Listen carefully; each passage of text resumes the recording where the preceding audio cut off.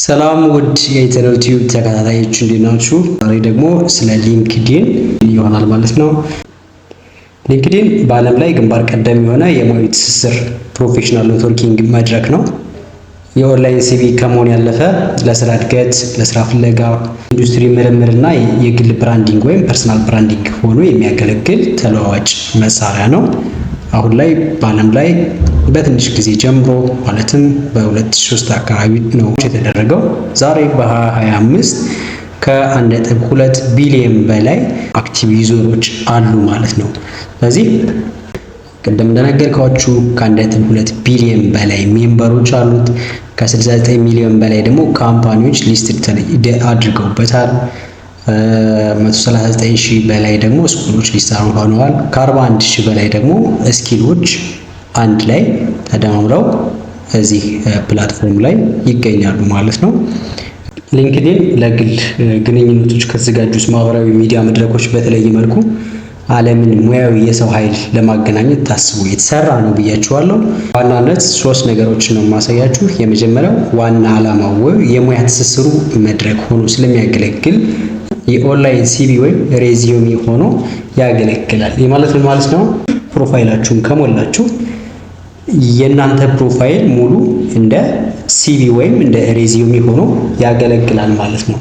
እንግዲህ እዚህ ውስጥ የስራ ልምዳችንን፣ ትምህርታችንን፣ ክህሎቶቻችንና ስኬቶቻችንን በዝርዝር የምናሳይበት ነው ማለት ነው። ሙያዊ ትስስር ወይም ኔትወርኪንግ ማለት ከስራ ባልደረቦች፣ ኢንዱስትሪ መሪዎች ወይም ከማናጀሮች ጋር እነዚህ ግንኙነቶች ለስራ ጥቆማዎችና መረጃ ለማግኘት ወሳኝ ናቸው ማለት ነው። ካምፓኒ ሪሰርች፣ የስራ ማስታወቂያዎችና ለመከታተል ብዙ ጊዜ እኛ ጆይን ስናደርግ ከኛ ፕሮፋይል ጋር ማች የሚያደርጉ ካምፓኒዎችን ጆይን እናደርጋቸዋለን። ግሩፓችን ላይ ኮኔክት ካደረግናቸው በኋላ እነዚያ ካምፓኒዎች በተለያዩ ሰዓት አፕዴት የሆነ ኢንፎርሜሽን ሲኖራቸው እነሱን ለማየት ዜናዎቻቸውን ለመስማትና ከማመልከታችን በፊት የስራ ባህላቸውን ለመረዳት ኩባንያዎችን መከተል እንችላለን ማለት ነው። ማለት እንግዲህ እዚህ ጋር ለምሳሌ እኛ ፎሎ ያደረግነው ግሩፕ ላይ ገብተን ፎሎ ያደረግናቸው ካምፓኒዎች ካሉ በየሰዓቱ አፕዴት ሲኖራቸው በዚህ መልኩ ያሳዩናል ማለት ነው። ሁለተኛው ኬ ዩዘርስ ፎር ኬሪየር ግሮዝ ወይም ለስራ እድገት ወሳኝ ጥቅሞችን የምናገኝበት ነው። ሊንክድኢን ለሙያተኞችና ተመራማሪዎች በ3 ዋና ዋና ተግባራት እጅግ አስፈላጊ ነው። የመጀመሪያው ጆብ ሃንቲንግ ኤንድ ካሪየር አድቫንስመንት ነው። ሁለተኛው ለርኒንግ ኤንድ ስኪል ዴቨሎፕመንት፣ ሶስተኛው የግል ብራንዲንግ ወይም ፐርሰናል ብራንዲንግ ሆኖ የሚያገለግለን ነው። እንግዲህ ስራ ፍለጋ የስራ እድገት የምናገኝበት 2 መንገድ ነው። አንደኛ ቀጥተኛ ማመልከቻ ወይም ዳይሬክት አፕሊኬሽን የምናደርግበት ነው። በሚሊዮን የሚቆጠሩ የስራ ቦታዎች በቀጥታ በመድረኩ ላይ ይለጠፋሉ በየሰዓቱ። ብዙ ጊዜ የተለየ ሲቪ አፕሎድ ማድረግ ሳይጠበቅብን ባስቀመጥነው የሊንክድኢን ፕሮፋይል ማመልከት እንችላለን። ምክንያቱም አንዴ ፕሮፋይላችን ሴት ስለተደረገ ቀጥታ ማመልከት ብቻ ነው የሚጠበቅብን ማለት ነው። ሁለተኛው በቀጣሪዎች መገኘት ወይም ሪክሩት አክሰስ ነው። ያ ማለት ስራ ፈላጊዎችን ለመመልመል የተዘጋጀውን የሊንክድኢን ሪክሩተር የተባለውን መሳሪያ በመጠቀም ቀጣሪዎች ወይም ኤችአሮች በእኛ ክህሎትና የቁልፍ ቃላት ወይም ኬወርድስ የኛ ላይ የዘረዘርናቸውን ላይ ተመስርተው በንቃት ይፈልጉናል። ደን ለእኛ የሆነ ሪኩዌስት ይልኩልናል ማለት ነው። ፕሮፋይላችን የተሞላ ከሆነ ስራ ባንፈልግም እንኳን ሊያገኙ ይችላሉ። ከዛ በእኛ ሪስፖንስ መሰረት ወደ ሌላው ይሄዳሉ ማለት ነው። ሁለተኛው መማርና ክህሎት ማዳበር የምናደርግበት እኛ የምናገኝባቸው ጥቅሞች ምንድን ናቸው? አንደኛ ሊንክድኢን ለርኒንግ የሚባል አለ። ይህ መድረክ በሺዎች የሚቆጠሩ በኢንዱስትሪ ባለሙያዎች የተሰጡ የቪዲዮ ኮርሶች የሚቀርብበት መድረክ ነው። እንግዲህ ብዙዎች በነፃ ወይም በፕሪሚየም ምዝገባ ያገኛሉ። እነዚህ አዳዲስ ክህሎቶች እንዲዳብሩና ሰርቲፊኬት እንድናገኝ ወይም ሰርቲፋይድ እንድንሆን ያደርጉናል ማለት ነው። ሁለተኛው የኢንዱስትሪ ዜና ነው።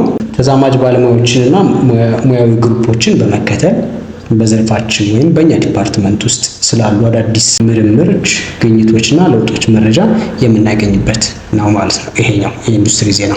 ሶስተኛው የግል ብራንዲንግ ወይም ፐርሰናል ብራንዲንጋችንን የምናስተዋውቅበት ነው። መጀመሪያው እውቀታችንን የምናሳይበት ወይም ዲሞንስትሬት ኤክስፐርታይዝ የምናደርግበት ነው። ጽሁፎችን፣ አጫጭር ዜናዎችን በመለጠፍ እኛ የሰራናቸውን ፕሮጀክቶችን፣ ተዛማጅ ውይይቶች ላይ በመሳተፍ እውቀታችንና ብቃታችንን የምናሳይበት፣ ሰርተፊኬቶችን የምንለጥፍበት ወይም የምናሳውቅበት፣ እኛን የምንሸጥበት መንገድ ነው። ሁለተኛው ምስክርነት ወይም ሪኮሜንዴሽንስ የምናገኝበት ነው። ካምፓኒ ላይ ስራ ሰርተን ከሆነ ያንን ሪኮሜንዴሽን መቀበላችንን ታማኝነታችንን በእጅጉ ከፍ ያድርገዋል ማለት ነው። እዚህ ጋር ሶስተኛ ደረጃ ፕሮፋይላችንን እንዴት ማሻሻል እንችላለን የሚለውን አይተን ይህን ቪዲዮ እንጨርሳለን ማለት ነው። ሊንክድኢን ላይ ፕሮፋይላችን ወይም አካውንታችንን ከፍተን ከማስቀመጥ ውጪ ብዙም ጠለቅ ብለን አይተነው አናውቅም ብዙዎቻችን እና ፕሮፌሽናል ፎቶ የግድና የግድ ነው። እንደገና ደግሞ ሄድላይን ላይክ አሁን የፓስፖርት ስንነሳ ምናምን የምንነሳቸው ፎቶዎች በዛ መሰረት የራሱን የቻለ መስፈርት አለው ማለት ነው። ለምሳሌ እዚህ ጋር ስንገባ ፎቶ የዚህኛው ፎቶ ብለርድ ነው። ስለዚህ ይሄ ተቀባይነት የለውም ማለት ነው። እንደዚህ አይነት ፎቶ ማስገባት የለብንም። ይሄኛው በግሩፕ የተነሱ ፎቶዎች አይቻልም ማለት ነው። በደንብ ፕሮፌሽናል የሆነ ባክግራውንዱ የተስተካከለ ፎቶ። በተመሳሳይ እዚህ ጋር ሰልፊ የተነሱ የተለያዩ ምልክቶችን እያሳዩ መነሳት የተነሱ ፎቶዎች ተቀባይነት የላቸውም። በተቃራኒ በዚህ በኩል ያሉት እነዚህ ሮጋ ፈገግታ የተጨመረበት ሙሉ በሙሉ ፊታችንን የሚገልጽ የሚያሳይ ፎቶ አስፈላጊ ነው ማለት ነው። ሁለተኛው ሄድላይን ከስማችን በፊት ያለው ጽሁፍ እኛ የምናደርገው ወይም ለመሆን የምንመኘውን የሚገልጹ ኪወርዶች ናቸው። ለምሳሌ ተመራማሪ፣ ዳታ ተንታኝ፣ ቪዲዮ ይዘት ፈጣሪ፣ የተለያየ እናንተን የሚገልጽ ጽሁፍ ማለት ነው ሄድላይን ማለት። ለምሳሌ እዚህ ጋር ገብተን ብናይ ራሳችሁን የምትሸጡበት ኪወርድ ነው። እዚህ ጋር you should show up who are you ማን እንደሆናችሁ መግለጽ መቻል አለባችሁ። what's value you አድ የምታደርጉት ሰው ለሰው የምትጠቅሙበት መንገድ ወይም እናንተ አድ የምታደርጉት ቫልዩ ምንድን ነው? how can you help them ሰዎችን የምትረዱበት መንገድ ምንድን ነው የሚለውን ለምሳሌ እዚህ ጋር ቢሾ አድሩ የሚባል ሰው ሲኒየር ማናጀር ነው። ዲጂታል ኢኖቬሽን ፔድ ሚዲያ ኤንድ ዲጂታል ስትራቴጂ አት አውተንቲክ ብራንድስ ግሩፕ ነው የሚለው። ሁለተኛውም ሰው ሰዎችን የሚረዳበትን መንገድ ባጭር አስቀምጦታል ማለት ነው። ስለዚህ ኪወርዳችን ወይም ፕሮፋይል ሄድላይናችን መሆን ያለበት እነዚህ ነገሮች ኮንሲደር ማድረግ መቻል አለብን ማለት ነው። ሁለተኛው ዲቴል ኤክስፒሪየንስ ዝርዝር ልምድ ወይም ዲቴል ኤክስፒሪየንስ የሚባለው የስራ ግዴታዎችን ብቻ ከመዘርዘር መቆጠብ አለብን። በምትኩ ጠንካራ ድርጊቶች ወይም ድርጊት ግሶች አክሽን ቨርብ የሚባሉትን መጠቀም እና ስኬቶችን በቁጥር መግለጥ አሪፍ ነው።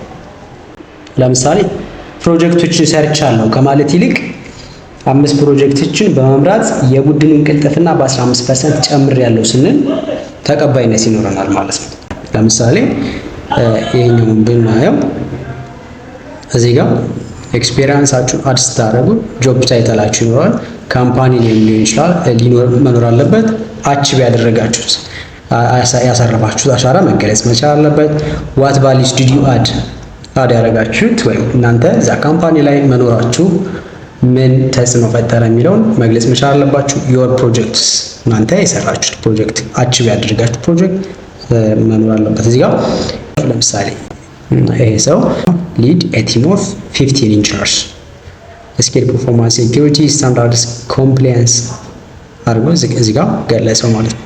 ከዛ በፊት ደግሞ ምን ሰርቷል? ይህ ሰውዬ ሶፍትዌር አርኪቴክት ሆኖ ማርች 2017 እዚህ ከመግባቱ በፊት ማለት ነው። ስለዚህ እስከ ኦገስት 2019 እዚሁም ቦታውም አለ እዚህ ጋር ሮል ኤንድ ሪስፖንሲቢሊቲ በዚህ መልክ ኒት አድርገን ካስቀመጥ ነው የተስተካከለ ምን ይኖራል ማለት ነው።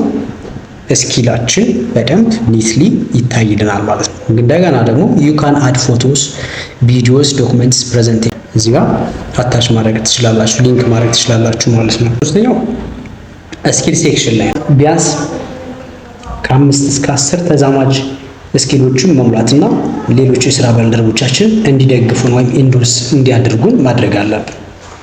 ቀጣሪዎች ፍሪላንሰሮች የሚፈልጉት እነዚህን ቃላት በመጠቀም እዚህ ጋር you can add different skills and gain endorsement from your network ነው የሚለው። አድ ስኪል የምትል በተን አለች እዛ እንትኑ ላይ ፕሮፋይላችሁ ስትገቡ ለምሳሌ እዚህ ጋር ስኪሎች አሉ። የእናንተን ስኪል ስትጨምሩ በእናንተ ስኪል ውስጥ ያሉ ሰዎችን እዚሁ አንድ ላይ ያደማምራቸዋል ማለት ነው። ስለዚህ ኢንዶርስመንት ከእናንተ ቲም ጋር አብሮ ለምሳሌ ዌብናር ሰዎች 91 ሰዎች አሉ። ዌብ ማርኬቲንግ ከ99 ሰዎች በላይ አለ።